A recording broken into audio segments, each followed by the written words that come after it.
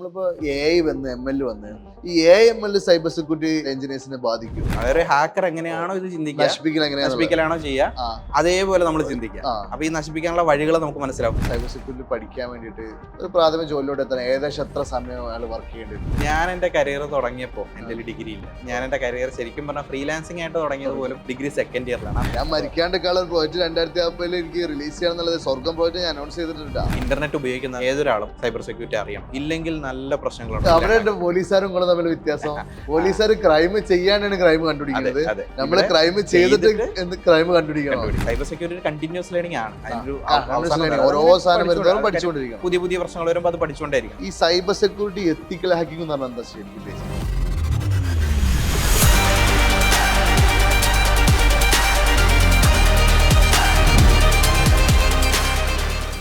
നമ്മുടെ ചാനലിൽ cyber security tutorials കൊണ്ടുവരാൻ, സൈബർ സെക്യൂരിറ്റി റിലേറ്റഡ് ഉള്ള ടോപ്പിക്കുകളൊക്കെ വീഡിയോസ് തരാമെന്നൊക്കെ പറയാൻ തുടങ്ങിയിട്ട് കുറച്ച് കാലമായി, 2-3 വർഷമായി എന്നാണ് തോന്നുന്നത്. അപ്പോൾ ഞങ്ങൾ ഈ വർഷം നമ്മൾ ഓൾറെഡി ലൈവിലൊക്കെ പറയാറുണ്ടായിരുന്നു, എന്തായാലും ഒരുപാട് കോണ്ടന്റുകൾ, ഇപ്പോൾ സൈബർ സെക്യൂരിറ്റി ആയിക്കോട്ടെ, മെഷീൻ ലേണിംഗ് ആയിക്കോട്ടെ, ഡാറ്റാ സയൻസ് ആയിക്കോട്ടെ, ഇനി നാട്ടിൽ എന്തൊക്കെ ടെക്നോളജീസ് ഉണ്ടോ, എന്തൊക്കെ കോഡിംഗ് പ്രോഗ്രാമിങ്ങുകൾ ഉണ്ടോ, എല്ലാം നമുക്ക് ചാനലിൽ കൊണ്ടുവരാമെന്ന് പറഞ്ഞിട്ടുണ്ടായിരുന്നു. അപ്പോൾ അതിൻ്റെ ഭാഗമായിട്ട് നമ്മളെപ്പോഴും പറയുന്ന പോലെ നമ്മൾ ഒരിക്കലും ഒരു ഫ്രഷറിനെ കൊണ്ട് ട്യൂട്ടോറിയൽ ചെയ്യിപ്പിക്കില്ല. അപ്പോൾ ഫോർ എക്സാമ്പിൾ ബ്രോക്യാമിൽ പഠിച്ചിറങ്ങിയ സ്റ്റുഡൻറ്റ് വേണമെങ്കിൽ എന്ത് ചെയ്യാം, നമുക്ക് സൈബർ സെക്യൂരിറ്റി ട്യൂട്ടോറിയൽ ചെയ്യാൻ പറ്റും. പക്ഷേ നമ്മൾ ചെയ്യൂല. എന്തുകൊണ്ടാണെന്ന് വെച്ചാൽ നമ്മളെപ്പോഴും പറയുന്ന പോലെ നമ്മൾ ട്യൂട്ടോറിയൽ ഉണ്ടാക്കുകയാണെങ്കിൽ എക്സ്പീരിയൻസ് ആയിട്ടുള്ള ഒരു പ്രൊഫഷണലെ കൊണ്ട് ചെയ്യിപ്പിക്കണം. അതാണ് നമ്മൾ കോളേജിലെ ടീച്ചർ പഠിപ്പിക്കുന്നതും ഒരു എക്സ്പീരിയൻസ് ഡെവലപ്പർ പഠിപ്പിക്കുന്നതും തമ്മിലുള്ള വ്യത്യാസം.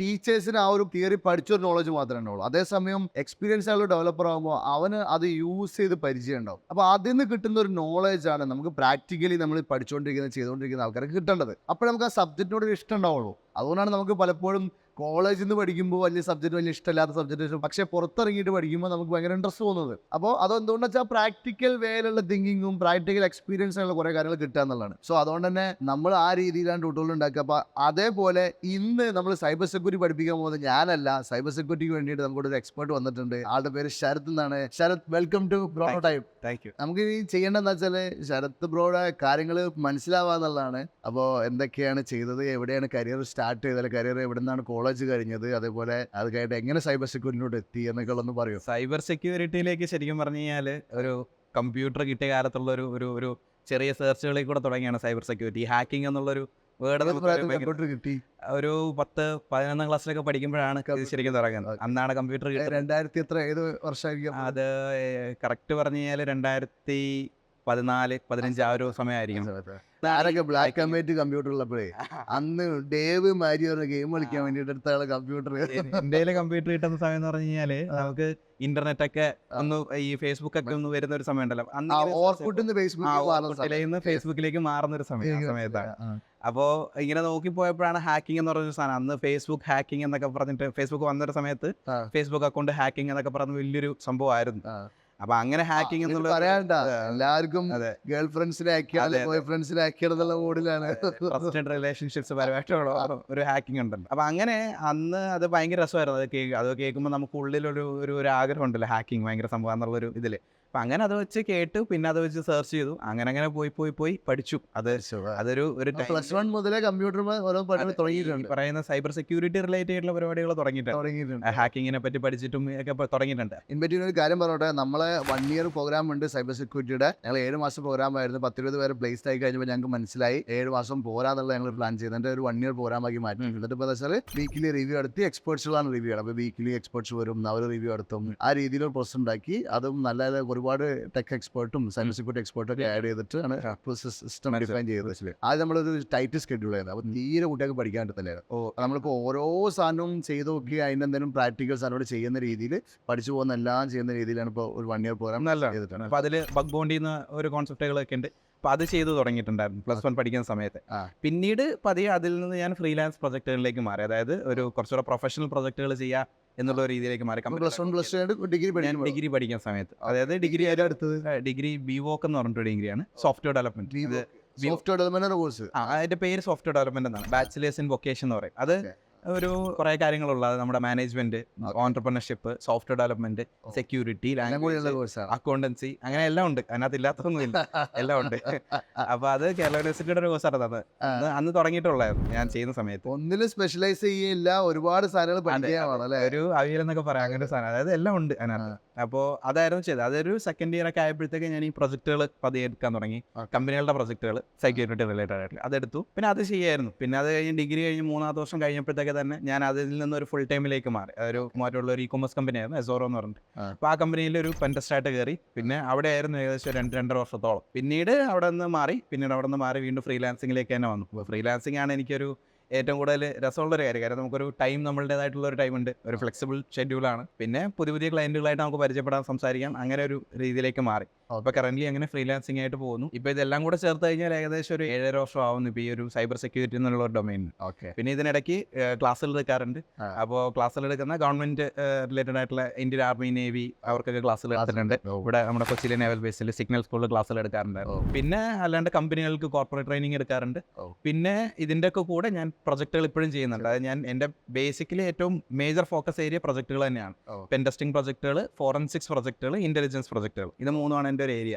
പിന്നെ പഠിപ്പിക്കുന്ന ഒരു ഇഷ്ടമുള്ള ഒരു ഏരിയ ആണ്. എനിക്ക് ഇപ്പോഴും പഠിപ്പിക്കാൻ പണ്ടോട്ടെ ഭയങ്കര താല്പര്യമാണ്. അപ്പോൾ ഈ പ്രൊജക്റ്റുകളുടെ കൂടെ കിട്ടുന്ന ക്ലാസ്സുകളൊക്കെ എടുക്കാനായിട്ടും ഇങ്ങനെ പോകും. അതൊരു രസമാണ്. അതായത് കുട്ടികളോട് ഇൻട്രാക്ട് ചെയ്യുന്നതും സംസാരിക്കുന്നതും ഒക്കെ രസമാണ്. അപ്പോൾ അതും ഇതിൻ്റെ കൂട്ടത്തിൽ തന്നെ നടക്കും. എനിക്ക് ഭയങ്കരമായിട്ട് ഇഷ്ടപ്പെട്ട കാര്യം തരാം നിങ്ങൾ ഈ പറയുമ്പോൾ.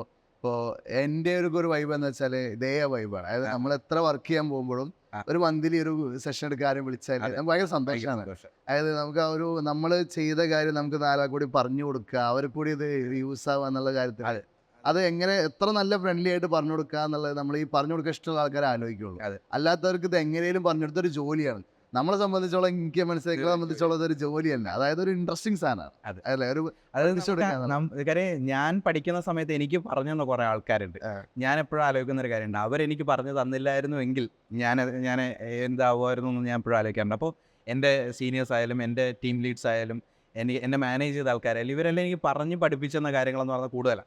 അവരില്ലായിരുന്നെങ്കിൽ ചിലപ്പോൾ എനിക്ക് ഇത് പഠിക്കാൻ പറ്റില്ലായിരുന്നു. അപ്പോൾ അതേപോലെ തന്നെ നമ്മളൊരു കാര്യം പഠിച്ചു, ഇത് മറ്റൊരാൾക്ക് പറഞ്ഞു കൊടുക്കാൻ പറ്റുമ്പോൾ ഒരു സാറ്റിസ്ഫാക്ഷൻ ഉണ്ട് അതിനകത്ത്. അത് ഭയങ്കര രസമുള്ള ഒരു കാര്യമാണ്. പിന്നെ പിള്ളേരാകുമ്പോൾ ഒരു വൈബാണല്ലോ, പിള്ളേരുടെ കൂടെ ഇത് പഠിക്കുക, പിള്ളേരെ പഠിപ്പിക്കുക എന്ന് പറയുന്ന ഒരു വൈബാണ്. എനിക്കത് ഭയങ്കര ഇഷ്ടമാണ്. അപ്പോൾ ഈ പ്രൊജക്റ്റുകളുടെ കൂടെ സമയം കിട്ടുന്നതിനനുസരിച്ച് ആരെങ്കിലും ഒരു സെഷന് വിളിച്ചാൽ പോവുക, ക്ലാസ് എടുക്കുക, അത് രസമുള്ള കാര്യമാണ്. ഭയങ്കര രസമുള്ള കാര്യം, ഇൻട്രസ്റ്റിംഗ് ആണ്. അതെ.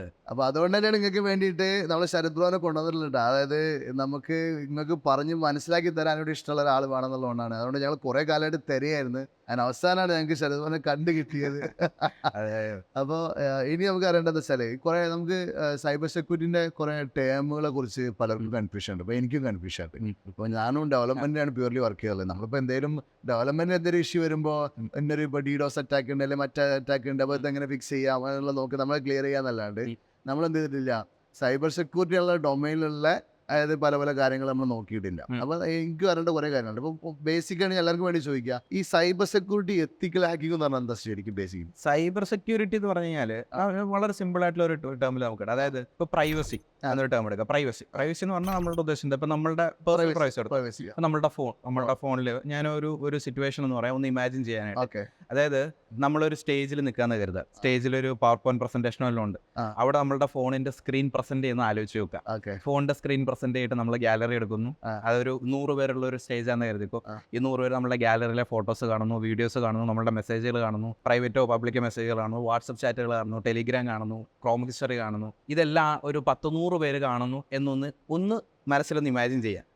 നമുക്ക് സ്വാഭാവികമായിട്ട് എന്താ തോന്നുന്നു, ഒരു ഓക്വേർഡ്നെസ് ഫീൽ ചെയ്യില്ലേ? കാര്യം എന്താ, നമുക്കൊരു പ്രൈവസി കാര്യം അത് നമ്മുടെ പ്രൈവറ്റ് ഡാറ്റ ആണ്, അത് ആരും കാണാൻ പാടില്ല, അത് നമുക്ക് സെക്യൂർ ആയിട്ട് വെക്കേണ്ട സാധനമാണ്. ഇത് തന്നെ ഒരു കമ്പനിയുടെ കാര്യത്തിൽ ആലോചിച്ചാൽ കമ്പനിയുടെ ഫിനാൻഷ്യൽ സ്റ്റേറ്റ്മെന്റ്സ്, അല്ലെങ്കിൽ അവരുടെ സെയിൽസ് സ്ട്രാറ്റജി, അവരുടെ കസ്റ്റമേഴ്സിന്റെ ഡാറ്റ, ഇതൊക്കെ അവർക്കറിയാത്ത ഒരാൾ കണ്ടാൽ അവരുടെ ബിസിനസ്സിനെ അത് ബാധിക്കും. അതൊരു പ്രശ്നമാണ്. അപ്പോൾ അങ്ങനെ ഒരാൾ ഇതൊന്നും എടുത്തുകൊണ്ട് പോവാതിരിക്കുക എന്നുള്ളിടത്താണ് സൈബർ സെക്യൂരിറ്റി ആവശ്യമുള്ളത്. അപ്പോൾ സൈബർ സെക്യൂരിറ്റി ആണ് നമ്മൾ എന്ത് ചെയ്യുന്നത്, ഇത് കൊണ്ടുപോകാനുള്ള സാധ്യതകൾ ഇല്ലാണ്ടാക്കുന്നത്. സാധ്യതകൾ എന്തൊക്കെയുണ്ടെന്ന് കണ്ടുപിടിക്കുക, ഇല്ലാണ്ടാക്കുക. ഇതിൽ ഈ എത്തിക്കൽ ഹാക്കിംഗ് എന്ന് പറയുമ്പോൾ ശരിക്കും ഇത് ഇല്ലാണ്ടാക്കണമെങ്കിൽ ഒരു കാര്യമുണ്ട്. അതായത് നമ്മൾ ആദ്യം മനസ്സിലാക്കേണ്ടത് എങ്ങനെയൊക്കെ ഇവർക്ക് എടുത്തുകൊണ്ട് പോകാം എന്ന്. മറ്റൊരു കാര്യത്തിലൊരു കാര്യമുണ്ട്, അതായത് ഇത് എടുത്തുകൊണ്ടാണ്ടിരിക്കുകയാണ് സെക്യൂരിറ്റി ആണ്. പക്ഷേ ഡിജിറ്റൽ സാധനങ്ങളുടെ ഡാറ്റ എടുക്കുമ്പോഴാണ് നമ്മൾ സൈബർ സെക്യൂരിറ്റി വരേണ്ടത്. അതായത് ആ ഒരു ഡിജിറ്റൽ സാധനങ്ങൾ എടുത്തുകൊണ്ട് പോകാനുള്ള സാധ്യത എത്രത്തോളമാണ്, അതായത് എങ്ങനെയൊക്കെ ഇവർക്ക് ഇത് എടുത്തുകൊണ്ട് പോകാൻ പറ്റും, അത് ആദ്യം കണ്ടുപിടിക്കണം. അപ്പോൾ അതിന് ശരിക്കും ഒരു അറ്റാക്കർ ചിന്തിക്കുന്ന അതേ രീതിയിൽ നമ്മൾ ചിന്തിക്കണം. അതായത് ഒരു ഹാക്കർ എങ്ങനെയാണോ ഇത് ചിന്തിക്കുക, നശിപ്പിക്കലാണോ ചെയ്യുക, അതേപോലെ നമ്മൾ ചിന്തിക്കുക. അപ്പോൾ ഈ നശിപ്പിക്കാനുള്ള വഴികൾ നമുക്ക് മനസ്സിലാവും. ആ വഴികൾ നമ്മൾ ഇല്ലാണ്ടാക്കുക. അപ്പോൾ ഇവര് ഒരു ഹാക്കർ വന്ന് അയാൾക്ക് വഴികളില്ല, ആ വഴികൾ ഇല്ലാണ്ടാക്കുന്ന പരിപാടിയാണ് എത്തിക്കൽ ഹാക്കിംഗ് എന്ന് പറഞ്ഞാൽ. നമ്മൾ ഹാക്കിംഗ് തന്നെയാണ് ചെയ്യുന്നത്, പക്ഷെ അത് ചെയ്യുന്നതിന്റെ ഉദ്ദേശം എന്ന് പറയുന്നത് നല്ലൊരു ഉദ്ദേശമാണ്. അതായത് അത് ചെയ്യുന്നത് സെക്യൂരിറ്റിക്ക് വേണ്ടിയിട്ടാണ് ചെയ്യുന്നത്. ഇത് സൈബർ സെക്യൂരിറ്റി മൊത്തത്തിൽ പറഞ്ഞ ടേമാണ് അല്ലേ? ടേമാണ്. അതിനകത്ത് ഒരുപാട് കാര്യങ്ങൾ വരും. അതായത് സൈബർ സെക്യൂരിറ്റി 2 വേർഡുകളാണല്ലോ, സൈബർ ആൻഡ് സെക്യൂരിറ്റി. സൈബർ എന്ന് പറഞ്ഞാൽ എനിത്തിങ് റിലേറ്റഡ് ടു ഇന്റർനെറ്റുമായിട്ട് ബന്ധപ്പെട്ട എന്തും അതിന്റെ സെക്യൂരിറ്റി. അതൊരു ഫോൺ ആവാം, കമ്പ്യൂട്ടർ ആവാം, ലാപ്ടോപ്പ് ആവാം, ആളുകളാവാം, എന്ത് വേണമെങ്കിലും, നെറ്റ്വർക്ക് ആവാം, എന്തും ആവാം, വെബ്സൈറ്റുകളാവാം. അങ്ങനെ ഇതിന്റെ എല്ലാത്തിന്റെ ഒരു സെക്യൂരിറ്റി എന്ന് പറയുമ്പോൾ അതിനകത്ത് പല പല കാര്യങ്ങൾ വരാം. അതായത് ഒരു അറ്റാക്ക് വരുന്നതിന് മുമ്പുള്ള സെക്യൂരിറ്റി ഉണ്ട്, അറ്റാക്ക് നടന്നു കഴിഞ്ഞാൽ എങ്ങനെ നടന്നു എന്ന് കണ്ടുപിടിക്കുന്ന പരിപാടികളുണ്ട്, ഇത് ഫ്യൂച്ചറിൽ നടക്കാതിരിക്കാനായിട്ട് നമ്മൾ ചെയ്യുന്ന കുറച്ച് സെക്യൂരിറ്റി മെഷേഴ്സ് ഉണ്ട്. അതായത് ഇപ്പോൾ ഒരു അറ്റാക്ക് നടന്നു എന്ന് കരുതിക്കോ, ആര് ചെയ്തു, എങ്ങനെ ചെയ്തു, എന്തിന് ചെയ്തു, ഇത് കണ്ടുപിടിക്കണം. അതാണ് ഈ ഫോറൻസിക് ഇൻവെസ്റ്റിഗേഷൻ എന്നൊരു സൈഡ് ഉണ്ട്. പിന്നെ ഫ്യൂച്ചറിൽ നടക്കാതിരിക്കാൻ നമ്മൾ ത്രെറ്റ് ഇന്റലിജൻസ് എന്ന് പറയുന്നൊരു ഡൊമൈൻ ഉണ്ട്. അപ്പോൾ അതിൽ വേറെ കാര്യം ചോദിച്ചോട്ടെ, ഇപ്പോൾ അപ്പോൾ എത്തിക്കൽ ഹാക്കിംഗ് എന്ന് പറയുന്നത്, അപ്പോൾ നമ്മൾ ഒരു എന്താ പറയുക, നമ്മൾ ഹാക്കറെ പോലെ ഹാക്ക് ചെയ്യുക, അത് കണ്ടുപിടിക്കുക, അത് കഴിഞ്ഞതിന് ശേഷം നമുക്ക് എന്ത് ചെയ്യുക, അത് ഫിക്സ് ചെയ്യാനുള്ള വഴികൾ എന്തൊക്കെയാണെന്നൊക്കെ ഉള്ളത് സജസ്റ്റ് ചെയ്യാന്നുള്ളതാണ് എത്തിക്കൽ ഹാക്കർ പരിപാടി. അതെ, അത് സജസ്റ്റ് ചെയ്യുന്നത് വഴി അവർക്ക് അത് ഇല്ലാണ്ടാക്കാൻ പറ്റും. ഇപ്പോൾ ഒരു വെബ്സൈറ്റ് ഉണ്ടെന്ന് വെച്ചു, ആ വെബ്സൈറ്റിൽ കുറച്ച് പ്രശ്നങ്ങളുണ്ട്, ആ പ്രശ്നങ്ങൾ പറയുന്നത് ഇന്ന പ്രശ്നങ്ങളുണ്ട്, നമ്മൾ എന്ത് ചെയ്യുന്നു, വെബ്സൈറ്റ് അഡ്മിനോട് പറയുന്നു, അവർ ആ പ്രശ്നങ്ങൾ ഇല്ലാണ്ടാക്കുന്നു. അപ്പോൾ ശരിക്കും ഒരു അറ്റാക്കർ വന്നാൽ അവർക്ക് എന്ത് ചെയ്യാൻ പറ്റില്ല, അറ്റാക്ക് ചെയ്യാൻ പറ്റും. ഇതാണ് എത്തിക്കൽ ഹാക്കിംഗ് എന്ന് പറയുന്നത്. ഇനി എന്റെ അടുത്ത് വെച്ചാൽ നിങ്ങൾ നേരത്തെ നിങ്ങൾ ഇൻട്രൊഡക്ഷൻ പറഞ്ഞ സമയത്ത് പറഞ്ഞൊരു ടൈമാണ് ബഗ് ബൗണ്ടി, അല്ലെ ബൗണ്ടി ഞാൻ ചെയ്യായിരുന്നു, ഫ്രീലാൻസ് ആയിട്ട് ചെയ്യായിരുന്നു എന്നൊക്കെ പറഞ്ഞിട്ടുണ്ടായിരുന്നു. അതെന്താ സംഭവം? അതെന്താണെന്ന് വെച്ച് കഴിഞ്ഞാൽ ഈ കമ്പനികൾ അവർക്ക് എല്ലാവർക്കും സെക്യൂരിറ്റി ടീം ഉണ്ടാവും, പക്ഷേ ഈ കമ്പനികൾ സെക്യൂരിറ്റി ഉറപ്പാക്കാൻ വേണ്ടിയിട്ട് പബ്ലിക്കലി അവരെന്ത് ചെയ്യും, ഞങ്ങളുടെ വെബ്സൈറ്റ് ടെസ്റ്റ് ചെയ്യണം എന്ന് പറയും. അപ്പോൾ നമ്മൾ ഇപ്പോൾ മൈക്രോസോഫ്റ്റ് ടെസ്റ്റ് ചെയ്യണം, അതായത് അവർക്കുള്ള വെബ്സൈറ്റിന്റെ ഇഷ്യൂസ് ആൾക്കാർ എല്ലാവരും ചെക്ക് ചെയ്യണം, ഓപ്പൺ സോഴ്സ് ഒക്കെ പോലെ എല്ലാവരും ചെക്ക് ചെയ്തെന്ന് പറയും. പക്ഷേ അതിനൊരു പോളിസി ഉണ്ട്, അതിന് RVDP എന്ന് പറയും, എന്ന് വെച്ചാൽ റെസ്പോൺസിബിൾ വൾനറബിലിറ്റി ഡിസ്ക്ലോഷർ പോളിസി എന്ന് പറയും. അങ്ങനത്തെ സാധനം ഉണ്ട്. ഈ മൈക്രോസോഫ്റ്റ്, ഗൂഗിള്, ആപ്പിൾ, അങ്ങനെ മോസ്റ്റ് ഓഫ് ദ കമ്പനി ഒരു ഡോക്യുമെന്റ് ആണ്, അതായത് എങ്ങനെ ചെയ്യണം, എന്തൊക്കെ ചെയ്യണം, എന്തൊക്കെ ചെയ്തുകൂടാ എന്നും പറയുന്നുണ്ട്. അപ്പൊ ഈ ഡോക്യുമെന്റിൽ പറയും നമ്മൾ എങ്ങനെയൊക്കെ ചെയ്യണം, എന്തൊക്കെ ചെയ്യണം, എന്തൊക്കെ ചെയ്യാൻ പാടില്ല എന്ന് പറയും. അതിനനുസരിച്ച് നമ്മൾ അവരുടെ വെബ്സൈറ്റ് ടെസ്റ്റ് ചെയ്യാം, മൊബൈൽ ആപ്ലിക്കേഷൻ ടെസ്റ്റ് ചെയ്യാം, അല്ല അവരുടെ വേറെ എന്തെങ്കിലും അസറ്റുകളുണ്ട് അത് ടെസ്റ്റ് ചെയ്യാം, അങ്ങനെ ഇതിനെ ടെസ്റ്റ് ചെയ്യാം. അപ്പൊ അവര് പറഞ്ഞിട്ടുണ്ടോ ചെക്ക് ചെയ്യണം, ഇന്നതൊക്കെ ചെക്ക് ചെയ്യാൻ പാടില്ല എന്ന് പറയും. അപ്പോൾ അതൊഴികെ ബാക്കിയുള്ള എല്ലാ വൾനറബിലിറ്റീസിനെ നമുക്ക് ടെസ്റ്റ് ചെയ്യാം. അതായത് ഇവിടെ അനൗൺസ് ചെയ്യാം, അവര് പല പ്ലാറ്റ്ഫോം ഉണ്ട്, ബഗ് ക്രൗഡ് എന്ന് പറയുന്ന പ്ലാറ്റ്ഫോം ഉണ്ട്, ഹാക്കർ വൺ ഉണ്ട്, ഇന്റഗ്രിറ്റി ഉണ്ട്, ഇതേപോലുള്ള വെബ്സൈറ്റുകളും പ്ലാറ്റ്ഫോമിലും അവർ പറയും, അതായത് നിങ്ങൾക്ക് ഇത് ടെസ്റ്റ് ചെയ്തോ. അപ്പോൾ എല്ലാ കമ്പനികളും അപ്പോൾ ഇത് ടെസ്റ്റ് ചെയ്ത് കൊടുക്കുന്നതിന് നമുക്ക് ബെനിഫിറ്റ് ഉണ്ട്. അവിടെയാണ് ഇത് കൊടുത്തു കഴിഞ്ഞാൽ നമ്മൾ കൊടുക്കുന്ന വൾനറബിലിറ്റി വാലിഡ് ആയിട്ടുള്ള ഒരു റിപ്പോർട്ടാണ് നമ്മൾ കൊടുക്കുന്നതെങ്കിൽ, അതായത് അവർ അക്സെപ്റ്റ് ചെയ്ത് കഴിഞ്ഞാൽ അതിനൊരു മണിറ്ററി റിവാർഡ് അവർ തരും. അത് ഡിപ്പെൻസ് ആണ്, പല ലെവലുകളുണ്ട്.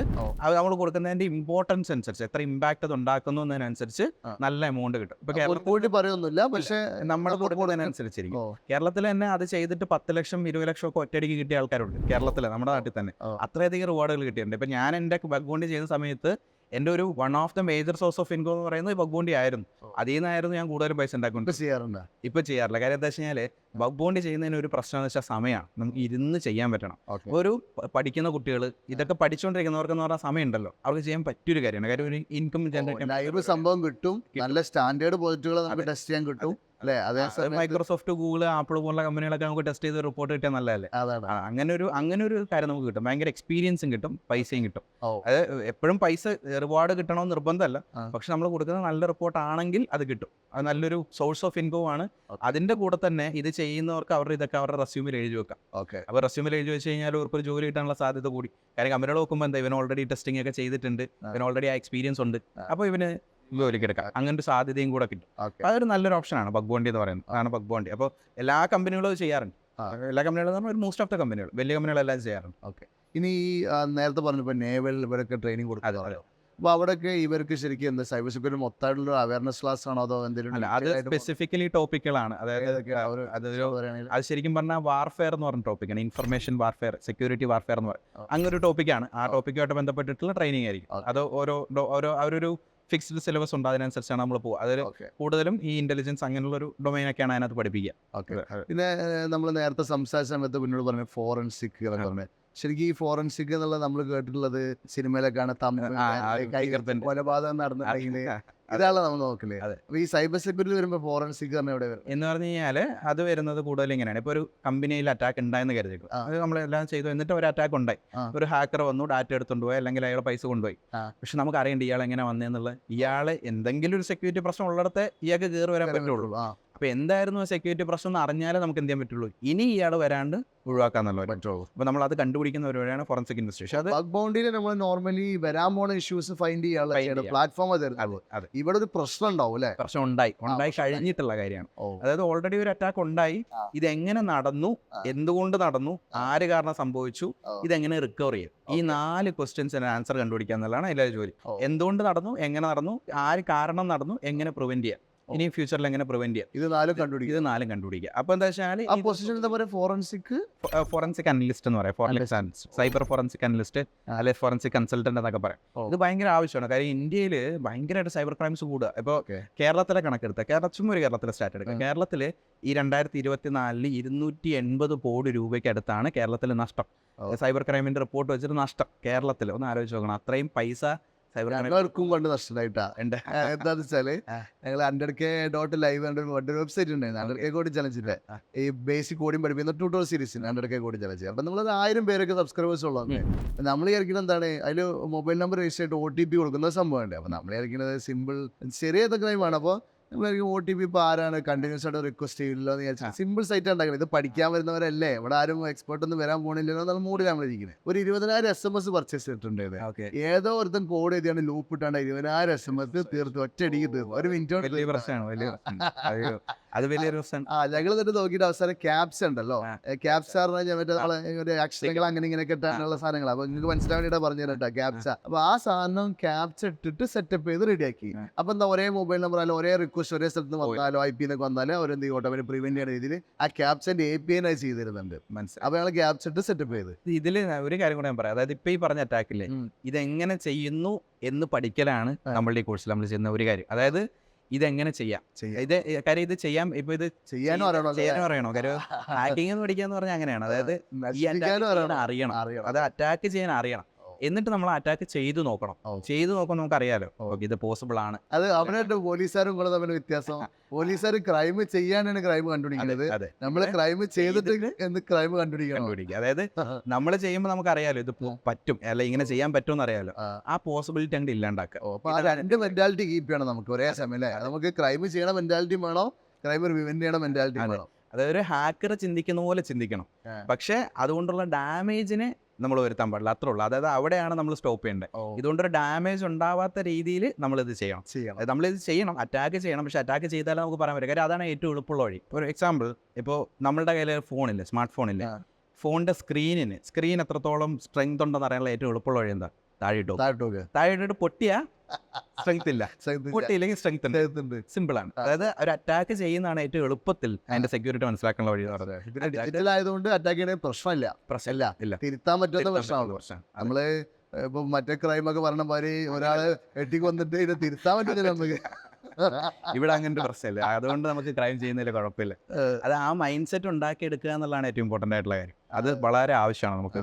അപ്പോൾ ആ ഒരു തയ്യാറെടുപ്പില്ല, ഹാക്ക് ചെയ്യണം, അത് എനിക്കൊരു വലിയൊരു ഇതായിട്ടപ്പോൾ കിട്ടി. അതായത് മോനി സാറും നിങ്ങൾ തമ്മിലുള്ള ക്രൈം ഡിഫറൻസ്, നമ്മളിത് ക്രൈം ചെയ്യുക എന്നുള്ള ഒരു ഭാഗമാണ്. പക്ഷെ ഇതുകൊണ്ടുള്ള ഉദ്ദേശമാണ് മാറുന്നത്, ഇന്റൻഷനാണ് മാറുന്നത്. ആ ഇന്റൻഷൻ ഡിഫറെന്റ് ആണെന്ന് മാത്രം, അത്രേ ഉള്ളൂ. ഒരു അറ്റാക്കർ ചെയ്യുമ്പോൾ, ഒരു ഹാക്കർ ചെയ്യുമ്പോൾ അയാളുടെ ഇന്റൻഷൻ എന്ന് പറഞ്ഞാൽ ഇതിൽ നിന്ന് എങ്ങനെയെങ്കിലും പൈസ എടുക്കുക, അല്ലെങ്കിൽ ഇതിന് ഡാറ്റ എടുക്കുക, വിൽക്കുക, അല്ലെങ്കിൽ ഒരു മോശം ഉദ്ദേശമുള്ളൂ. നമ്മളുടെ ഉദ്ദേശം എന്ന് പറഞ്ഞാൽ ഇതുവഴി അതിലുള്ള പ്രശ്നങ്ങൾ കണ്ടുപിടിച്ച് ഇല്ലാണ്ടാക്കുക. അതായത് നമുക്കൊരു നല്ല ഉദ്ദേശമാണല്ലോ, അതുകൊണ്ടാണ് അതിനെ എത്തിക്കൽ ഹാക്കിംഗ് എന്ന് പറയുന്നത്. നമ്മളുടെ ഉദ്ദേശം അതാണ് എത്തിക്കൽ ഹാക്കി.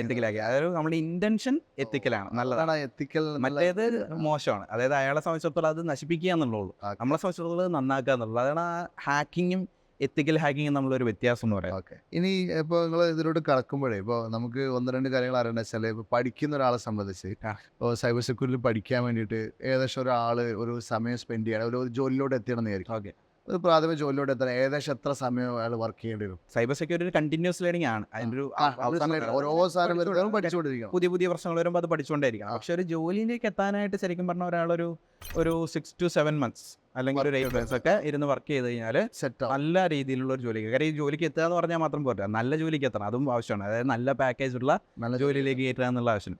അതൊരു 6 to 7 months അല്ലെങ്കിൽ ഒരു 8 months ഒക്കെ ഇരുന്ന് പണിയെടുത്താൽ സുഖമായിട്ട് കയറാൻ പറ്റും. അതായത് ഏറ്റവും ഇമ്പോർട്ടൻ്റ് ആയിട്ടുള്ള നമ്മളെ തന്നെ ഡെവലപ്പ് ചെയ്തെടുക്കുക എന്നുള്ളതാണ്. അതായത് കുറച്ച് കാര്യങ്ങൾ പഠിച്ചുകൊണ്ട് കാര്യമില്ല, നമ്മളുടെ സോഫ്റ്റ് സ്കിൽസ്, നമ്മളുടെ തോട്ട് പ്രോസസ്സ് ചെയ്യാന്നുള്ളതാണ്. അത് ഡെവലപ്പ് ചെയ്യുക നമ്മളുടെ ഒരു നമ്മുടെ സെൽഫ് ലേണിംഗ് എന്നുള്ളൊരു കാര്യമാണ്. നമ്മൾ സ്വന്തമായിട്ടിരുന്ന് പഠിക്കുക എന്നുള്ള വളരെ ഇമ്പോർട്ടൻ്റ് ആയിട്ടുള്ള കാര്യം നമ്മളുടെ തോട്ട് പ്രോസസ്സാണ്. റിസർച്ച് വേണം അല്ലേ, ഇത് ഒരുപാട് റിസർച്ച്. അതായത് സൈബർ സെക്യൂരിറ്റിയിൽ നമ്മൾ എല്ലാ സൈബർ സെക്യൂരിറ്റി ആൾക്കാരെയും സൈബർ സെക്യൂരിറ്റി റിസർച്ചേഴ്സ് എന്നാണ് നമ്മൾ ജനറലി വിളിക്കുന്ന ഒരു ടേം. സൈബർ സെക്യൂരിറ്റി റിസർച്ചർ എന്നൊരു ടേം കൂടി വിളിക്കും. അതിന്റെ കാരണം ഇത് റിസർച്ചിങ് ആണ്, ഇതൊരു റിസർച്ചിങ് ഡൊമൈൻ ആണ്. നമ്മളിത് ഇങ്ങനെ റിസർച്ച് ചെയ്ത് പഠിക്കും. ഇതിങ്ങനെ ഇന്നത് ചെയ്യുന്നല്ല, അങ്ങനെ നമ്മളിത് പഠിച്ച് പല വഴികൾ കണ്ടുപിടിക്കുക.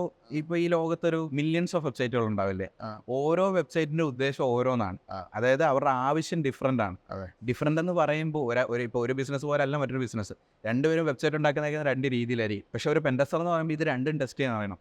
10,000 വെബ്സൈറ്റ് വന്നാൽ 10,000 വെബ്സൈറ്റും ടെസ്റ്റ് ചെയ്യാൻ, എന്നാൽ 10,000 പഠിക്കുന്ന പറ്റില്ല. അപ്പോൾ നമ്മൾ ആ സമയത്തിനനുസരിച്ച് നമ്മൾ എന്ത് ചെയ്യണം, നമ്മൾ റിസർച്ച് ചെയ്യണം. ഭയങ്കര ഇമ്പോർട്ടൻ്റ് ആണ്. പിന്നെ കൂടുതലും നിങ്ങൾ പഠിച്ചപ്പോഴേ കൂടുതലും വീഡിയോസ് കണ്ടിട്ടാണോ അതോ ആർട്ടിക്കിൾസ്? ഇല്ല, അതായത് എനിക്ക് ഏറ്റവും കൂടുതൽ ഹെൽപ്ഫുൾ ആയിട്ടുള്ള ഒന്ന് ഗൂഗിൾ, രണ്ട് യൂട്യൂബ്. ഇവർ രണ്ടുപേരുമാണ് എൻ്റെ ഏറ്റവും. ഇപ്പൊ ChatGPT കൂടെ അന്ന് ഈ ആർട്ടിക്കിളുകളും വീഡിയോസ് ഭയങ്കര ഹെൽപ്ഫുൾ ആയിട്ടുള്ള ആർട്ടിക്കിളുകളും വീഡിയോസാണ്. അങ്ങനെ പഠിക്കാൻ പറ്റുള്ളൂ ശരിക്കും. നമ്മൾ എത്രയൊക്കെ കോഴ്സുകൾ ചെയ്താലും ഈ ഒരു സെൽഫ് ലേണിംഗ് ഇമ്പോർട്ടൻ്റ് ആണ്. മറ്റേതൊരു ഡൊമൈനിൽ ചിലപ്പോൾ അത് ഇത്ര ഇമ്പോർട്ടൻ്റ് ആവില്ല.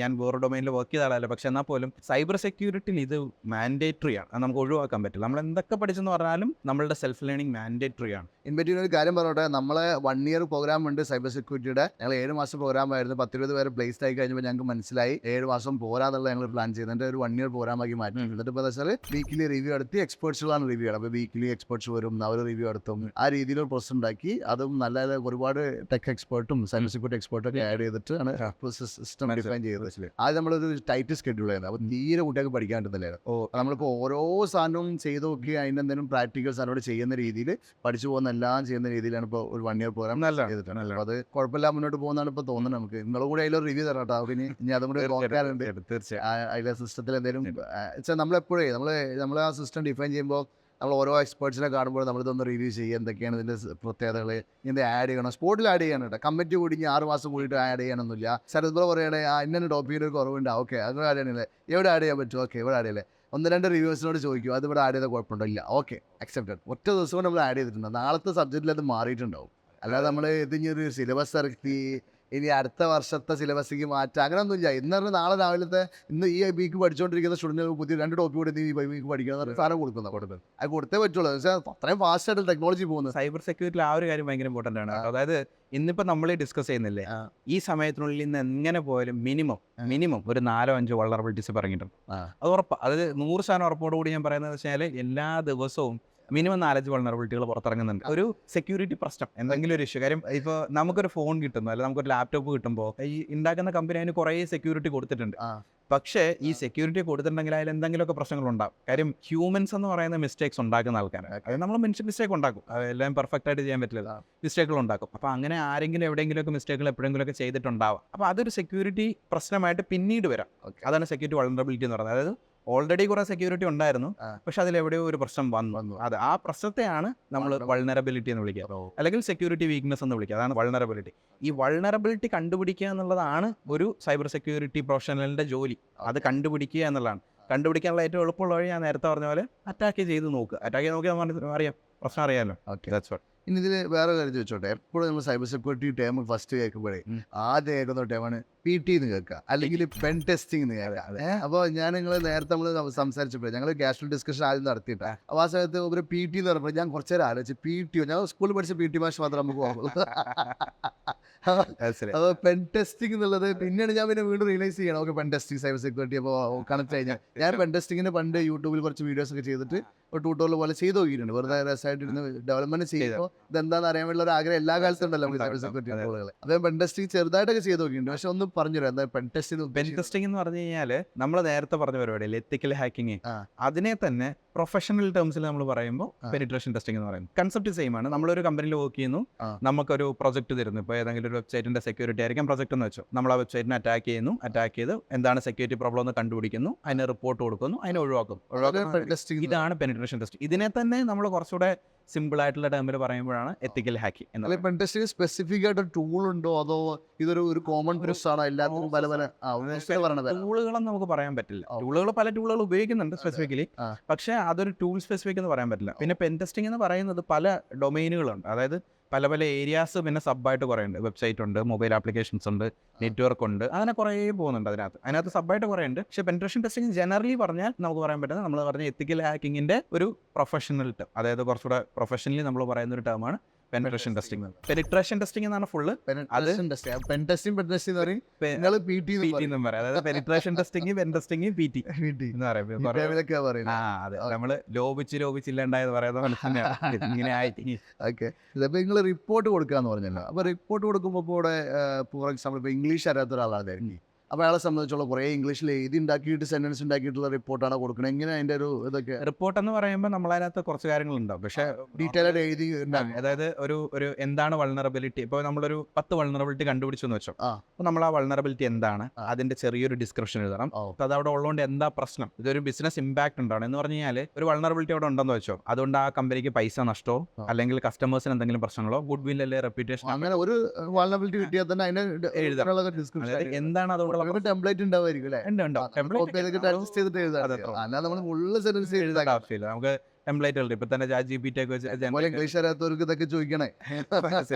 അത് ഓൾറെഡി ഉള്ളൊരു സാധനമാണ്. പിന്നെ അതിനകത്ത് നമ്മളൊരു സാധനം കൂടെ വെക്കും, POC എന്ന് പറയും. എന്ന് വെച്ചാൽ പ്രൂഫ് ഓഫ് കൺസെപ്റ്റ്. എന്ന് വെച്ച് കഴിഞ്ഞാൽ നമ്മളെ വൾണറബിലിറ്റി ഉണ്ടെന്ന് നമ്മൾ പറഞ്ഞല്ലോ, അത് പറയുന്നതിന് എന്ത് തെളിവ് എൻ്റെ കയ്യിലുണ്ട്, അത് എന്തുകൊണ്ടാണ് അത് അവിടെ ഉണ്ടെന്ന് ഞാൻ പറയുന്നത്, അതാണ് POC എന്ന് പറയും. പ്രൂഫ് ഓഫ് പെൻടെസ്റ്റ് ഒക്കെ ചെയ്ത് നോക്കിയ സ്റ്റെപ്സിന്റെ എന്തെങ്കിലും കാര്യങ്ങളൊക്കെ സ്ക്രീൻഷോട്ട് അല്ലെങ്കിൽ സ്ക്രീൻ റെക്കോർഡിങ്. റിപ്പോർട്ട് ആകുമ്പോൾ സ്ക്രീൻഷോട്ട് വെച്ചിട്ട് നമ്മൾ മാർക്ക് ചെയ്യും, അതായത് ഇന്ന കാരണം കൊണ്ടാണ് ഞാനിത് ഇവിടെ ഉണ്ടെന്ന് പറയുന്നത്. അപ്പോൾ അത് ഉറപ്പായി, അതായത് അവിടെ ഉണ്ടെന്നുള്ള ഉറപ്പായി. അപ്പോൾ ഇത്രയാണ് ഒരു റിപ്പോർട്ടിൽ വരിക. അങ്ങനെ നമ്മൾ റിപ്പോർട്ട് ഉണ്ടാക്കി നമുക്കൊരു 10 എണ്ണം കിട്ടിയ 10 വൾണറബിലിറ്റിക്കും ഇങ്ങനെ ഇരുന്ന് ചെയ്ത് സെറ്റാക്കി നമ്മൾ റിപ്പോർട്ട് കൊടുക്കും. പിന്നെ ഓൾറെഡി ടെംപ്ലേറ്റുകൾ ഉള്ളതുകൊണ്ട് നമ്മൾ അങ്ങനെ ഇരുന്ന് എല്ലാം കൂടെ എഴുതി ഉണ്ടാക്കേണ്ട ആവശ്യമില്ല. പിന്നെ ഒക്കെ വന്ന സ്ഥിതിക്ക് കുറച്ച് എളുപ്പമാണ് അത് ചെയ്തോളൂ, നമ്മൾ പറഞ്ഞാൽ മതി ചെയ്തോളൂ. ഓക്കെ, ഇനി വേറെ കാര്യം ചോദിക്കുന്നത് വെച്ചാൽ നമ്മളിപ്പോൾ ബേസിക് കോഡിങ് അല്ലെ പ്രോഗ്രാമിംഗ് ഉണ്ട്. ഇപ്പോൾ ഞാൻ പലപ്പോഴും കേട്ടിട്ട് ഇപ്പോൾ സൈബർ സെക്യൂരിറ്റി എഞ്ചിനീയേഴ്സ് പ്രോഗ്രാമിംഗ് ഇല്ലാതെയും ഇപ്പോൾ സൈബർ സെക്യൂരിറ്റി എക്സ്പെർട്ട് ആയിട്ട് നിൽക്കാറുണ്ട്. അതേസമയം ചിലർ പ്രോഗ്രാമിംഗ് പഠിച്ചിട്ടും ചെയ്യാറുണ്ട്. ഇതിന്റെ അഡ്വാൻറ്റേജ് എന്താ എന്ന് വെച്ച് കഴിഞ്ഞാൽ ഇപ്പോൾ പെൻ ടെസ്റ്റിങ്ങിൽ ഇപ്പോൾ അഗൈൻ നമുക്കൊരു എക്സാമ്പിൾ എടുക്കുകയാണ്, വെബ്സൈറ്റ് ആണെന്ന് വെച്ചോ. നമ്മളൊരു വെബ്സൈറ്റിനെ ടെസ്റ്റ് ചെയ്യുന്ന സമയത്ത് നമുക്ക് കുറച്ച് പ്രോസസ്സുകൾ സെയിം, അതായത് അതിൻ്റെ ഡീറ്റെയിൽസ് കണ്ടുപിടിക്കുന്നത്, അതിനകത്തുള്ള ഫർദർ ടെക്നിക്കൽ സാധനങ്ങൾ കണ്ടുപിടിക്കുക, അങ്ങനെ നമ്മൾ ചെയ്യുന്ന ഒരു 5-6 സ്റ്റെപ്പ് എല്ലാത്തിനും സെയിം, വ്യത്യാസമൊന്നുമില്ല. ഇപ്പം എനിക്ക് പ്രോഗ്രാമിംഗ് അറിയില്ലെങ്കിലും എനിക്കത് ചെയ്യാം. പക്ഷെ പ്രോഗ്രാം അറിയാമെങ്കിൽ എനിക്കത് ഓട്ടോമേറ്റ് ചെയ്യും. അതായത് ഞാൻ എല്ലാ ദിവസവും ഓരോ വെബ്സൈറ്റും പോയിട്ട് ഇത് പിന്നെയും ചെയ്യുന്നതിന് പകരം ഞാനൊരു സ്ക്രിപ്റ്റോ ഒരു പ്രോഗ്രാമോ എഴുതി വെച്ചിട്ട് അതിലേക്ക് കൊടുത്ത പ്രോഗ്രാം എനിക്ക് വേണ്ടിയിട്ട് ചെയ്തെന്നുള്ളൂ. അതായത് ഒരു അരമണിക്കൂർ എടുത്ത് ഞാൻ ചെയ്യേണ്ട കാര്യത്തെ എനിക്ക് പ്രോഗ്രാം ഉണ്ടാക്കി എളുപ്പത്തിലാക്കാൻ പറ്റും. അല്ലെങ്കിൽ വേറെ എഴുതിയ സ്ക്രിപ്റ്റുകൾ നമുക്ക് എനിക്ക് ചെയ്യാനോ അങ്ങനെ കുറെ സ്ക്രിപ്റ്റുകൾ ഉണ്ട് താനും. അപ്പൊ നമ്മൾ അത് എടുത്തിട്ട് എഡിറ്റ് ചെയ്യോ അല്ലെങ്കിൽ മാൻഡേറ്ററിലി അറിയണമെന്ന് ഞാൻ പറയില്ല, പക്ഷെ അറിയാമെങ്കിൽ അത് അഡ്വാൻറ്റേജ്. കാര്യം നമുക്ക് ഓട്ടോമേറ്റ് ചെയ്യാൻ കാര്യങ്ങളൊക്കെ നമ്മുടെ പ്രോഗ്രാമിൽ നമ്മൾ മാൻഡേറ്ററി ആഡ് ചെയ്തിട്ടുണ്ട്. അത് വെച്ചാൽ നിങ്ങളുടെ കാര്യം ആഡ് ചെയ്തിട്ട് ചെയ്യിപ്പിക്കുന്നുണ്ട്. ഫോർ എക്സാമ്പിൾ നമ്മൾ 1 year കോഴ്സിൽ നമ്മൾ ആഡ് ചെയ്യുന്ന വെച്ചാൽ ഒരു ചെറിയ ഡെവലപ്മെന്റ് പ്രോജക്റ്റ് കൊണ്ട് ചെയ്യിപ്പിക്കുന്നു. അറ്റ്ലീസ്റ്റ് എന്താണ് വെബ്സൈറ്റ്, എന്താണ് ഹോസ്റ്റിംഗ്, സെർവർ എന്താ, ക്ലൈന്റ് എന്താ എന്നൊക്കെ ഒരു ബോധമായി കഴിഞ്ഞാൽ ഇവർക്ക് കുറച്ചുകൂടി ഒരു ബോധം കിട്ടും എന്നുള്ള രീതിയിൽ. തീർച്ചയായിട്ടും ഒരു ഡാറ്റാബേസ് എങ്ങനെ വർക്ക് ചെയ്യണം എന്നൊക്കെയുള്ള ചെറിയൊരു പ്രോജക്റ്റ് കൂടി ഞങ്ങൾ ചെറുതായിട്ട് ഒരു ഫുൾ സ്റ്റാക്ക് പോലെ ചെറിയൊരു അപ്ലിക്കേഷൻ കൊണ്ട് ചെയ്യിപ്പിക്കാറ്, ഒരു ലോഗിൻ പേജും സെറ്റപ്പ് ഒക്കെ ആയിട്ട്. അത് നല്ല കാര്യം. ക്രിയേറ്റ് ചെയ്യുന്ന ആൾക്ക് ബ്രേക്ക് ചെയ്യാൻ പറ്റും. ഇമ്പോർട്ടന്റ്. ക്രിയേഷൻ അറിയാമെങ്കിൽ ബ്രേക്കിംഗ് എളുപ്പം. അപ്പോൾ നമുക്ക് ക്രിയേഷൻ പഠിക്കുക എന്നുള്ള എപ്പോഴും നല്ലൊരു കാര്യമാണ്. അത് ഈ സൈബർ സെക്യൂരിറ്റിയുടെ ഒരു പ്രത്യേകത അതാണ്. അതായത് ഇപ്പോൾ ഒരു പ്രോഗ്രാമറിന് പ്രോഗ്രാമിംഗ് മാത്രം പഠിച്ചാൽ മതി, അല്ലെങ്കിൽ ഒരു ഡെവലപ്പറിന് മീൻസ് ഒരു വെബ്സൈറ്റ് അഡ്മിന് ആ ഒരു അഡ്മിനിസ്ട്രേഷൻ പഠിച്ചാൽ മതി. പക്ഷേ സൈബർ എന്ന് പറയുന്നത് ഇതെല്ലാം വരുന്നൊരു ഡൊമൈൻ. അപ്പോൾ നമുക്ക് ഇതെല്ലാത്തിലും ഒരു ഗ്രാസ്പ് എല്ലാത്തില്ല. അതായത് എല്ലാത്തിൽ നിന്നും കുറച്ച് കാര്യങ്ങൾ അറിഞ്ഞു വെക്കുന്നത് എപ്പോഴും നല്ലതാണ്. ഈ സൈബർ സെക്യൂരിറ്റി പഠിക്കുമ്പോൾ നല്ലൊരു കാര്യമാണ്. That's A good thing. അങ്ങനെ ഒരു ക്രിയേഷനും കൂടെ നിൽക്കുന്നത് നല്ലൊരു കാര്യമാണ്. ഇനി വേറെ ഞാനൊരു ടൈം കേട്ടുള്ളത് SOC എന്നൊക്കെ കേട്ടിട്ടുണ്ട്. എന്താ അതിന്റെ ഫുൾ ഫോം എന്താ? സെക്യൂരിറ്റി ഓപ്പറേഷൻ സെന്റർ എന്ന് പറയും. എന്ന് വെച്ച് കഴിഞ്ഞാൽ ഇപ്പോൾ analyst, security operation centre analyst അല്ലെങ്കിൽ സോക്ക് എന്ന് പറയുന്നത്. ഇപ്പോൾ നമ്മുടെ വീട്ടിലൊരു കള്ളൻ കയറാന്ന് വെച്ചു, റൈറ്റ്? ഈ കള്ളൻ കയറാനുള്ള കുറേ പോസിബിലിറ്റീസ് നമ്മുടെ വീട്ടിലുണ്ടാവും. ഒരു വഴി എന്ന് പറയുന്നത്, അതായത് കള്ളൻ കയറാതെ നമുക്ക് പ്രിവെന്റ് ചെയ്യാൻ പറ്റുന്ന ഒരു വഴി എന്ന് പറയുന്നത് നമ്മൾ വീടിന്റെ ചുറ്റും 24 മണിക്കൂർ റൺ ചെയ്യുന്ന ക്യാമറകൾ വെക്കുക. എന്നിട്ട് ആ ക്യാമറ മോണിറ്റർ ചെയ്യാൻ ഒരാളെയും പിടിച്ചെടുത്ത് അപ്പോൾ കള്ളന് കയറാനുള്ള പോസിബിലിറ്റി ഇല്ല, കാര്യം ഇയാൾ കാണുമല്ലോ. ഇതേ സാധനം തന്നെ വെബ്സൈറ്റുകളിലുണ്ട്. അതായത് ഒരു വെബ്സൈറ്റിൽ ഒരാൾ അറ്റാക്ക് ചെയ്യുമ്പോൾ അയാൾ അറ്റാക്ക് ചെയ്യാൻ വരുന്നത് 24 മണിക്കൂർ മോണിറ്റർ ചെയ്യുന്ന ഒരു ടീമുണ്ട്. അവരാണ് സോക്ക് എന്ന് പറയുന്നത്. അപ്പോൾ സോക്കിൽ ഇവർ 24 മണിക്കൂർ നോക്കിയിരിക്കുകയാണ്. ആരെങ്കിലും അറ്റാക്ക് ചെയ്താൽ അവരെന്ത് ചെയ്യും? സ്പോട്ടിൽ അവരെ ബ്ലോക്ക് ചെയ്യുക, അല്ലെങ്കിൽ അതിനെന്താണ് ചെയ്യേണ്ടത് വെച്ചാൽ അടുത്തൊരു സ്റ്റെപ്പ് എടുക്കുക.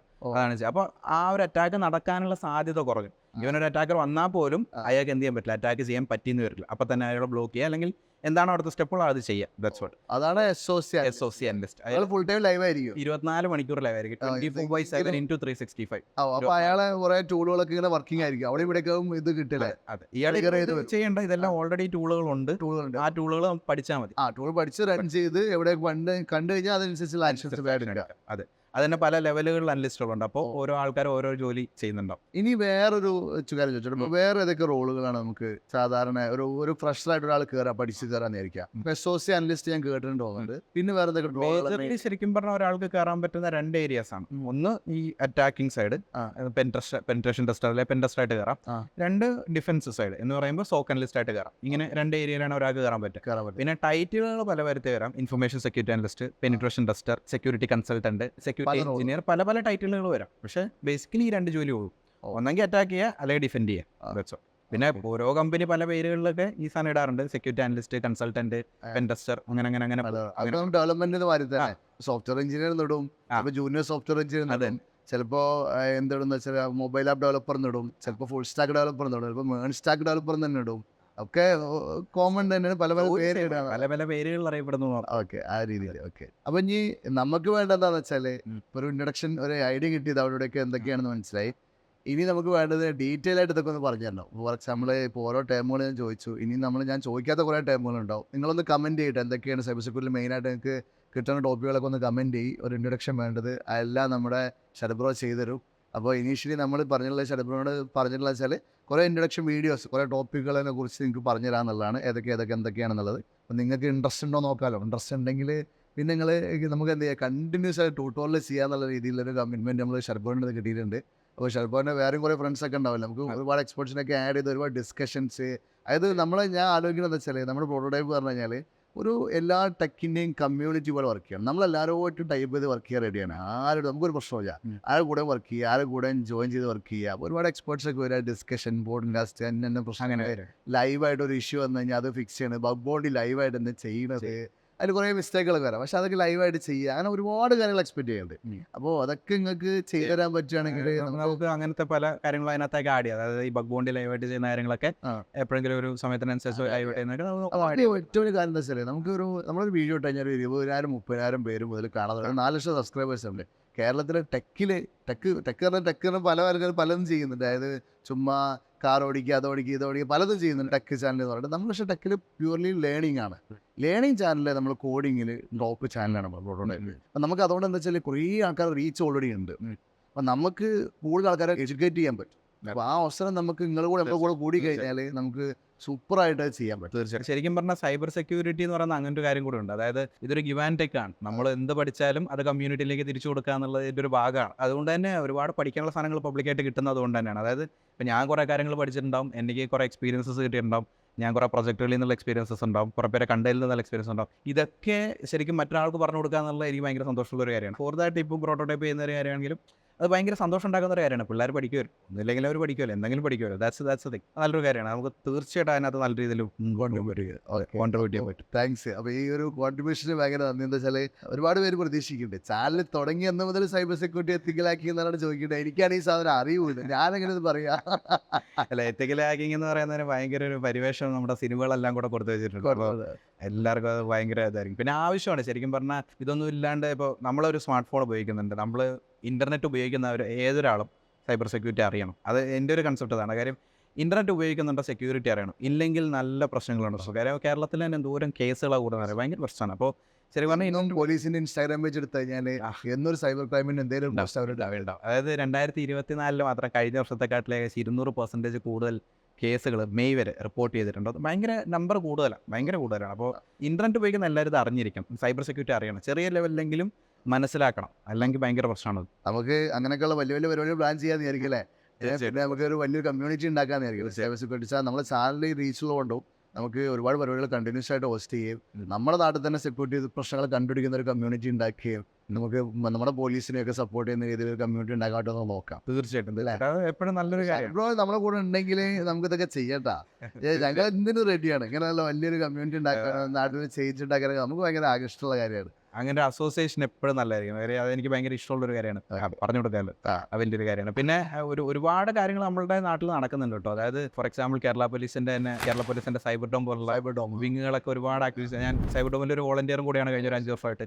അപ്പോൾ സൈബർ ഡോം പോലെ ഒരുപാട് ആക്ടിവിറ്റി നമ്മുടെ നാട്ടിൽ നടക്കുന്നുണ്ട്. ശരിക്കും ഇതൊക്കെ ആൾക്കാർ മനസ്സിലാക്കിയാലാണ് ശരിക്കും ഇതിന്റെ ഒരു ഇമ്പോർട്ടൻസ് കിട്ടുക. അതൊക്കെ നമുക്ക് സൈബർ ഡോം വോളണ്ടിയേഴ്സ് ആവാൻ ഭയങ്കര ടെസ്റ്റും കാര്യങ്ങളൊക്കെ ഉണ്ടോ? അത് ഒരു ചെറിയൊരു ഇന്റർവ്യൂ പോലെ ഒരു പ്രോസസ്സ് ഉണ്ട്. ഓക്കെ. അപ്പോൾ ഇതായി കഴിഞ്ഞാലും ഗവൺമെന്റ് അടുത്ത് നമുക്ക് ഇൻകം കിട്ടുമോ അതോ? ഇല്ല, അതൊരു വോളണ്ടിയർ വർക്കാണ് എന്ന് പറയുമ്പോൾ നമ്മളൊരു സോഷ്യൽ ആക്ടിവിറ്റി പോലെ ചെയ്യുന്നതാണ്. നമ്മള് എത്ര വോളണ്ടിയേഴ്സ് ഉണ്ടോ ഏകദേശം? ഇപ്പൊ ശരിക്കും സൈബർ ഡോം അത്യാവശ്യം നല്ല രീതിയിൽ വളർന്നിട്ടുണ്ട്. അതായത് ഇപ്പൊ തിരുവനന്തപുരത്തുണ്ട്. ഞാൻ ആക്ച്വലി തിരുവനന്തപുരത്ത് തുടങ്ങിയ സമയത്താണ് സൈബർ ഡോമിൽ ജോയിൻ ചെയ്യുന്നത്.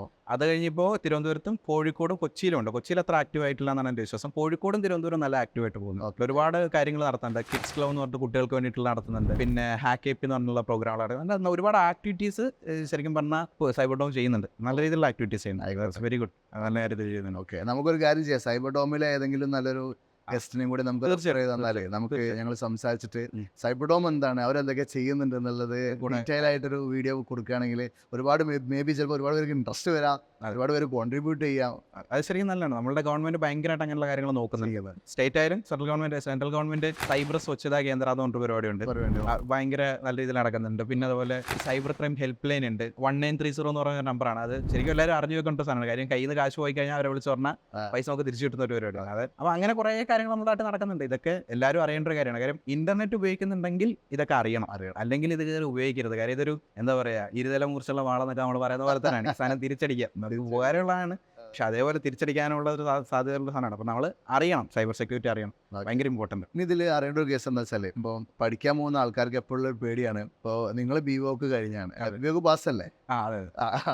പക്ഷെ പാസ്സായതുകൊണ്ട് വലിയ കാര്യമൊന്നും അല്ല, എല്ലാവർക്കും ഉള്ള സംശയമാണ്. ഇപ്പോൾ ഡിഗ്രി വേണോ അല്ലെങ്കിൽ ഇന്നത് വേണോ, ആ ഒരു ബേസിക് ക്വാളിഫിക്കേഷൻ ഇന്ന തന്നെ വേണമെന്നുണ്ടോ അതോ സ്കില്ല് മതിയോ, എന്താണ് ഇതിലൊരു ഇത് പറയണത്? ഞാൻ എൻ്റെ കരിയർ തുടങ്ങിയപ്പോൾ എൻ്റെ ഒരു ഡിഗ്രി ഇല്ല. അതായത് ഞാൻ എൻ്റെ കരിയർ ശരിക്കും പറഞ്ഞാൽ ഫ്രീലാൻസിങ് ആയിട്ട് തുടങ്ങിയത് പോലും ഡിഗ്രി സെക്കൻഡ് ഇയറിലാണ്. ഞാൻ ഡിഗ്രി പഠിക്കുന്ന സ്റ്റുഡൻ്റാണ്. അത് കഴിഞ്ഞ് എൻ്റെ ഫസ്റ്റ് കമ്പനിയിൽ ജോയിൻ ചെയ്യുന്നത് എനിക്ക് ഡിഗ്രി ഇല്ല. കാര്യം എൻ്റെ ഡിഗ്രി എനിക്ക് കിട്ടുന്നത് തന്നെ കുറേ നാൾ കഴിഞ്ഞിട്ടാണ്. അപ്പോൾ ഡിഗ്രി മാൻഡേറ്ററി ആണോ എന്നുള്ള ചോദ്യത്തിന് അയൽസ് എന്നോ ആവശ്യമുണ്ട് എന്ന് എനിക്ക് എൻ്റെ കരിയർ പക്ഷേ അത് ഉണ്ടെങ്കിൽ നല്ലതാണ്, ഇല്ലെന്ന് ഞാൻ പറയുന്നില്ല. പക്ഷേ അത് മാൻഡേറ്ററി എന്ന് ഞാൻ പറയില്ല. കാര്യം എൻ്റെ ത്രൂ ഔട്ട് കരിയറിൽ ഞാൻ ആകെ 4 കമ്പനിയിലാണ് വർക്ക് ചെയ്തത്. ഈ 4 കമ്പനിയും എന്നോട് ഡിഗ്രി ചോദിച്ചിട്ടില്ല. അപ്പോൾ ഡിഗ്രി എന്ന് പറയുന്നത് മാൻഡേറ്ററി അല്ല. പിന്നെ ഒരു ഉപകാരമുള്ളതെന്ന് വെച്ച് കഴിഞ്ഞാൽ, ഞാൻ ലാസ്റ്റ് വർക്ക് ചെയ്തപ്പോൾ ഒരു പ്രോഗ്രാം മാനേജർ ടൈറ്റിലിൽ വർക്ക് ചെയ്യുന്ന സമയത്ത് നമ്മൾ ഒരു മാനേജർ ലെവലിലേക്കൊക്കെ പോകുമ്പോൾ ഒരു ചോദ്യം വരും, ഡിഗ്രി എന്നൊരു ചോദ്യം വരും. പക്ഷേ കരിയറിലേക്ക് കയറാൻ ഡിഗ്രി അത്ര മാൻഡേറ്ററി ഒന്നുമല്ല. ഇല്ലെങ്കിൽ അത് വേണമെങ്കിലും പിന്നെ ഒരു ഓൺലൈൻ ഡിഗ്രി ഓൺലൈനായിട്ട് എടുക്കാവുന്നതേ ഉള്ളൂ.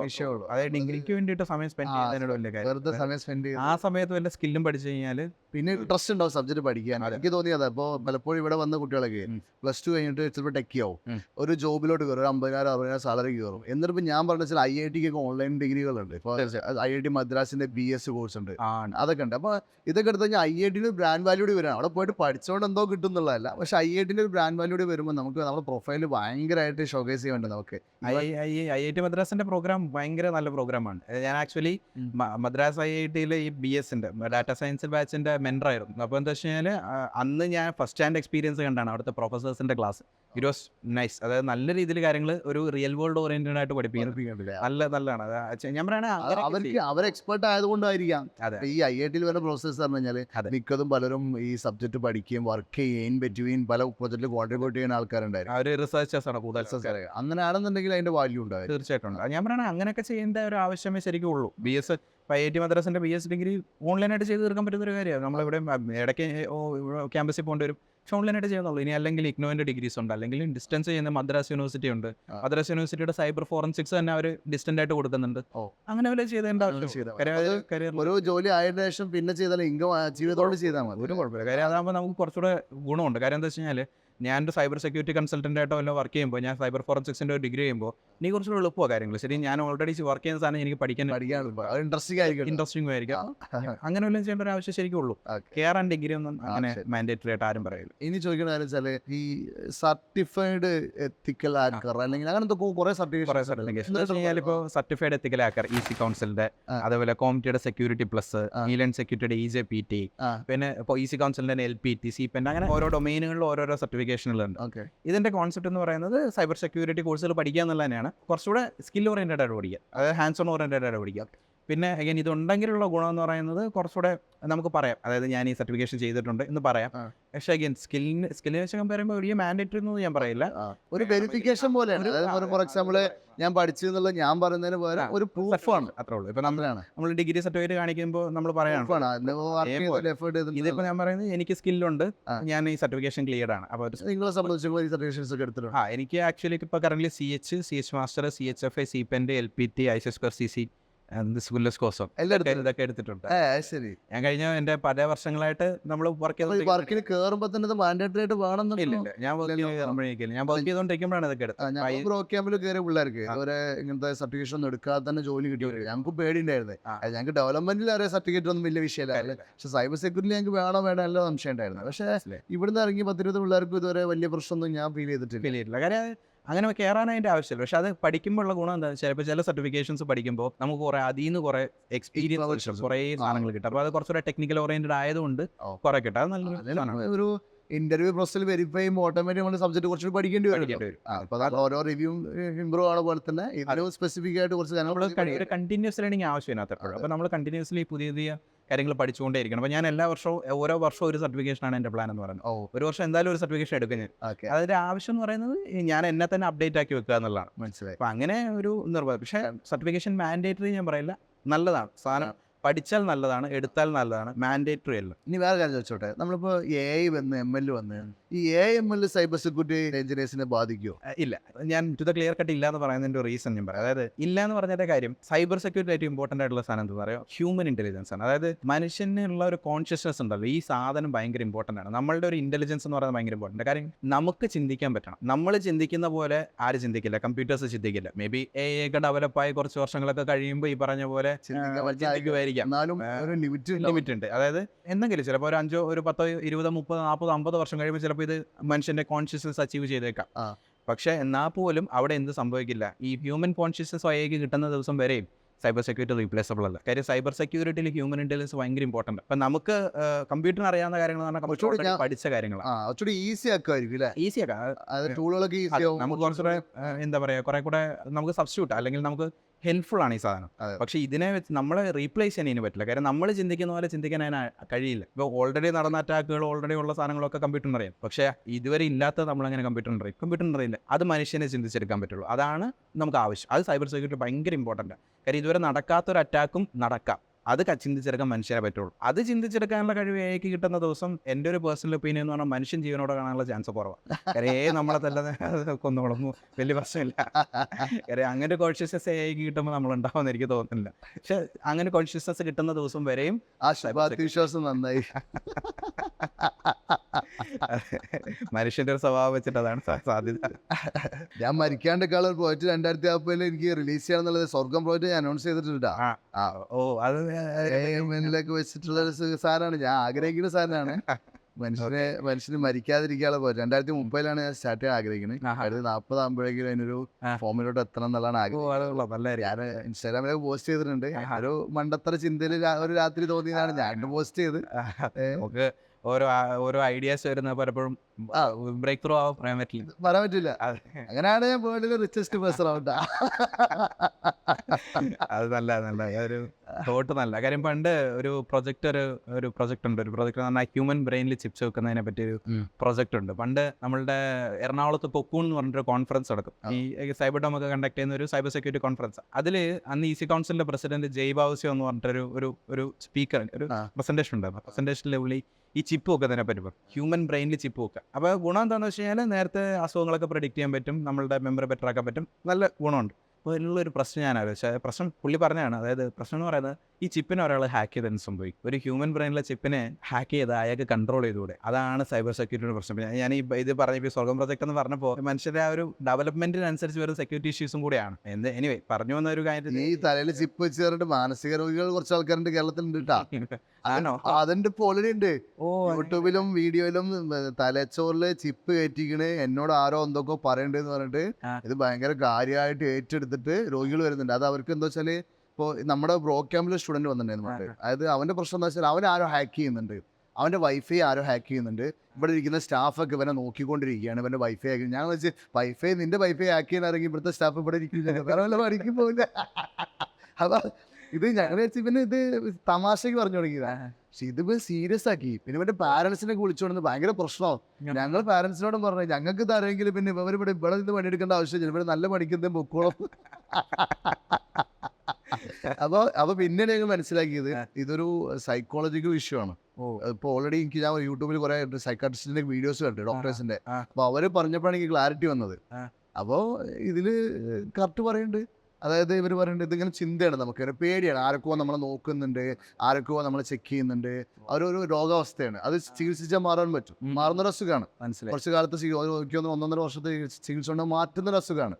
പക്ഷെ അങ്ങനെ ഒരു പറയാ, എന്റെ മുകളിൽ ആരും ചിപ്പ് കയറ്റിയിട്ടുണ്ട്, എന്നോട് ആരും എന്തൊക്കെ പറയുന്നുണ്ട്, എന്നോട് പോയി മരിക്കാൻ പറയുന്നുണ്ട്, എന്നോട് പോയി ചെയ്യാൻ പറയുന്നുണ്ട്, എന്നോട് പോയി ആൾക്കാരെ കൊല്ലാൻ പറയുന്നുണ്ട്. ഇത് ചെയ്യുന്ന ആൾക്കാരുണ്ട്. എന്നിട്ട് അത് കൂടി കഴിഞ്ഞാല് ആദ്യം ഒരു ചെറുതായിട്ട് പറഞ്ഞു കൊടുക്കുക. പക്ഷെ അത് പിന്നീട് റിയലിലേക്ക് വരാം. ഞാൻ ഇപ്പൊ ഇത് പറഞ്ഞപ്പോ ആലോചിക്കാം, ശരിക്കും അങ്ങനെ ചിപ്പ് വെക്കുന്ന ഒരു ടെക്നോളജി അങ്ങനെ കൺട്രോൾ ഈ പറഞ്ഞ പോലെ ആക്ഷൻസ് കൊടുക്കുകയാണെന്നുണ്ടെങ്കിൽ.